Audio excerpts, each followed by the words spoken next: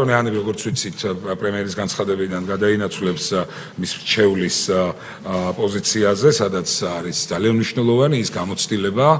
ის მაღალი პროფესიონალიზმი, რომელიც ბატონ ანდრია ხანაშვილს გააჩნია უსაფრთხოების თვალსაზრისით, რაც აუცილებლად ძალიან განსაკუთრებით ანალიტიკური თვალსაზრისით, როგორც ეს პრემიერმა თავად განაცხადა, წაადგება ჩვენს ქვეყანას, ამიტომ ამ ახალ პოზიციაზე მას მინდა წარმატება უსურვოთ. ასევე აქ მინდა როგორც ვიცით ჩვენ სახელმწიფო უსაფრთხოების სამსახურის უფროსის პოზიციაზე არის გათვალისწინებული ბატონი მამუკა მდინარაძის კანდიდატურა, იქნება შესაბამის პროცედურები მისი მოსმენის თავდაცვის კომიტეტის ფარგლებში, ზოგადად ამ საკითხის განხილვის კომიტეტის ფარგლებში და შემდგომ უკვე ეს საკითხი გადაინაცვლებს კენჭისყრაზე. მე ვარ დარწმუნებული, რომ პარლამენტისგან მას ექნება სრული მხარდაჭერა, ამიტომ მის როგორც მაღალი დონის პროფესიონალს, საკმაოდ დიდი გამოცდილების მქონეს დამართლდამცავ ორგანოებში მუშაობის, გამორჩეულ პატრიოტს და